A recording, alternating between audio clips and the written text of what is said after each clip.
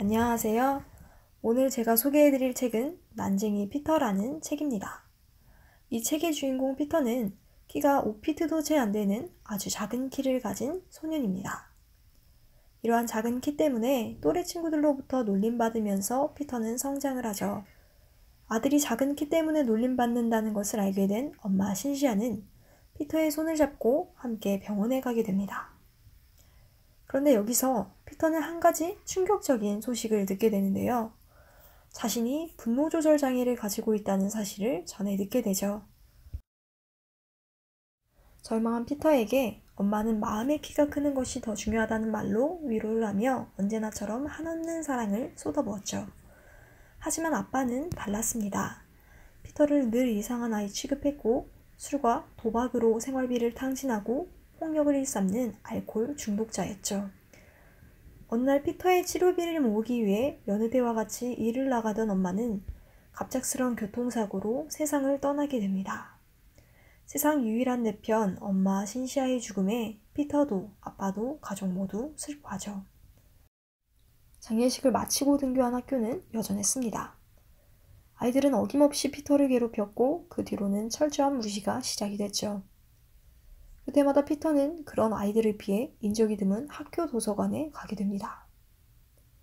그곳에는 피터와 작은 키를 가진 크리스틴이라는 이름의 사서 선생님이 늘 밝은 미소로 맞아주었고 날마다 책을 추천해 주었죠.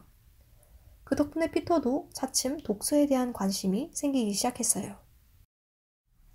문제는 가뜩이나 술을 많이 마신 아빠가 괴로움에 더 많은 양의 술을 마시면서 피터에게 손찌검을 하게 됩니다. 급기야는 이게 다 너 때문이라며 식칼까지 가져와서 피터를 찌르려고 하는데요. 다행히 이런 소란을 들은 이웃 주민의 신고로 아빠는 알코올 중독자 격리시설에 옮겨지게 됩니다. 피터는 이 광경을 지켜보면서 이게 다 돈 때문이라는 결론을 내리고 돈을 벌겠다는 일념 하나로 학교도 포기한 채 가출을 하죠. 그러나 고등학교 졸업장도 없는 상태였기에 생각처럼 일자리가 잘 구해지지는 않았습니다. 번번이 퇴짜를 맞는 통에 낮에는 노숙자 쉼터들을 돌며 밥을 얻어먹고 밤에는 지하철에 들어가 잠을 청했죠. 그런데 어느 날 자신의 이름도 알고 전후 사정들도 다 알고 있는 한 늙은 노숙자를 만나게 되는데요. 자신에 대해 너무나도 잘 알고 있는 이 노인의 정체가 궁금했던 피터. 노인이 만나자고 한 약속 장소에 가보니 그곳은 무료 급식소를 운영하고 있는 한 교회였어요. 그리고 그곳에서 급식 봉사를 하고 계신 크리스틴 선생님과 우연처럼 재회하게 됩니다. 이 크리스틴 선생님은 피터가 사라진 후에 행방을 소문하다가 아무래도 얘가 노숙자가 됐을 거라는 생각에 급식 봉사를 지원했다고 합니다. 어쩌다 그곳에서 일을 도우면서 앞서 만난 노숙자가 또 다른 노숙자를 돕는 모습을 보고 피터는 큰 충격을 받게 됩니다. 그렇게 다시 만난 기쁨도 잠시, 크리스틴 선생님은 피터에게 고등학교 졸업 학력 인증 시험을 보라고 권유하지만 자신의 삶이 들통난 부끄러운 마음에 그녀의 제안을 뿌리치고 나와버렸죠. 또다시 정처 없이 길을 가던 피터, 마틴이라고 자신을 소개하는 한 택시 운전사를 만나서 그의 도움으로 택시 회사에 취직을 하게 됩니다. 그런데 알고 보니 마틴이라는 사람은 취직을 대가로 정기적으로 돈을 뜯어서 사장에게 바치는 택시 회사의 실세였습니다. 하지만 이를 알고도 피터는 어쩔 방도가 없었어요. 당장 입에 풀칠이라도 해야 간신히 먹고 살 수 있는 형편이었기 때문이죠. 택시 운전을 시작한 지 1년이 되었을 무렵 드디어 터질 게 터졌습니다. 택시회사 사측의 부당한 대우에 맞서 피터가 소속돼 있던 노조가 파업을 선언했고요. 파업이 장기화됨에 따라 노조 안에서도 동요하는 사람들이 한두 명씩 생기기 시작하면서 파업은 갈수록 노조 측이 밀리는 양상으로 전개되기 시작합니다. 그리고 이 과정에서 택시회사의 실세인 마틴과 피터가 맞서 싸우게 되는 일이 생기게 돼요. 피터는 이를 악물고 싸웠어요. 결과는 어떻게 됐을까요? 피터는 마틴에게 실컷 얻어맞고 병원에 실려가게 되죠. 그러나 자칫 무모한 싸움이라고 여겨질 수도 있는 이 싸움을 통해서 결과적으로는 노조 측이 투쟁에서 승리하게 됩니다. 피터가 얻어맞고 병원에 실려가는 모습이 그대로 생중계가 되면서 해당 문제가 공론화되고 어떻게 사람을 이렇게 때릴 수 있냐며 많은 항의성 전화들이 빗발치게 되면서 사장은 드디어 백기를 들게 된 것이죠. 그렇게 눈을 뜬 피터는 하루아침에 영웅이 되었고 방송을 보고 찾아온 크리스틴 선생님과 다시금 재회하게 됩니다. 그리고 자신을 응원한 선생님의 도움을 받으며 열심히 공부한 끝에 고등학교 졸업인증 시험에 합격하게 돼요.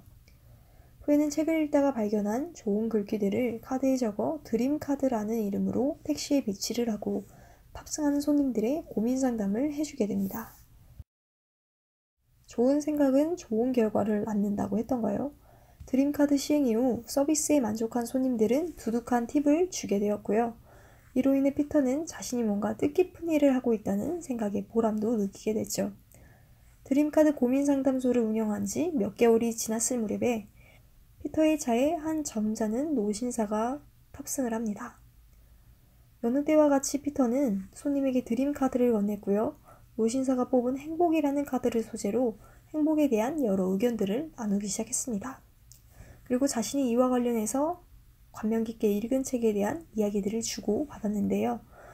그런데 알고 보니 그 신사가 바로 이 책의 저자인 하버드 로스쿨의 윌리엄 교수였던 겁니다. 이때 운명 같은 만남을 계기로 피터와 윌리엄 교수는 서로 메일을 주고받으며 여러 이야기들을 나누게 되죠.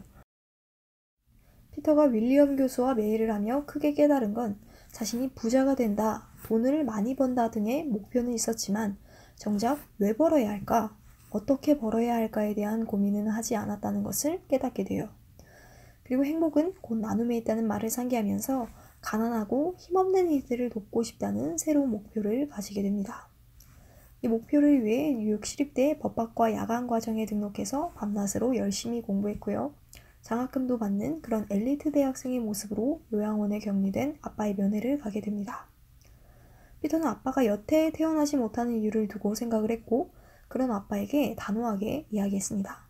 생각을 바꾸세요. 그리고 자신이 가장 아끼는 행복에 대한 글귀가 적힌 드림카드를 주고 떠났습니다.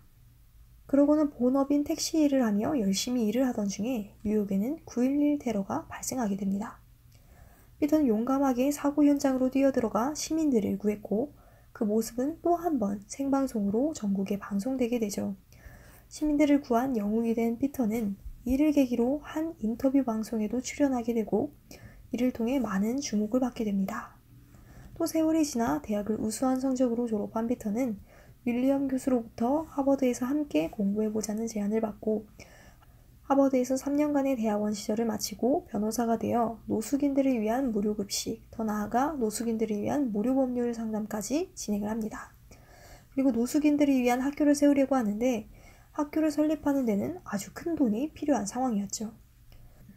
정부에 요청을 해봤지만 예산이 부족하다는 문제로 거절당했어요. 이렇게 고민에 빠져있는 중에 한 익명의 기부자로부터 50만 달러의 지원을 받고 마침내 이 일도 이루어지게 됩니다. 이후에 피터는 학교와 법률 상담소를 운영하며 눈코뜰 새 없이 바쁜 생활을 하게 되었고요. 사회의 낮은 이들을 위해 살겠다는 목적을 하나하나 이뤄왔습니다. 이 책의 말미에는 피터와 아버지가 재회하는 장면이 나오는데요. 아빠는 피터가 남기고 떠난 행복에 대한 드림카드를 통해 이전까지의 자신의 삶을 돌아보게 됩니다. 그리고 생각을 바꾸고 새 삶을 살기로 결심하죠. 그래서 퇴원 후 악착같이 번 돈 50만 달러를 피터의 학교 설립을 위한 기금에 지원하게 됩니다. 여기까지가 난쟁이 피터의 줄거리였습니다. 노숙자 출신의 택시 운전사가 하버드 로스쿨을 나온 변호사가 된다. 실화라서 더 놀라운 이 소설은 피터라는 한 소년의 일대기를 통해 목적을 갖는 것의 중요성에 대해 말해주고 있습니다. 혹시 목적을 잃고 방황하고 계신가요? 그렇다면 이 책, 난쟁이 피터를 꼭 한번 읽어보세요. 감사합니다.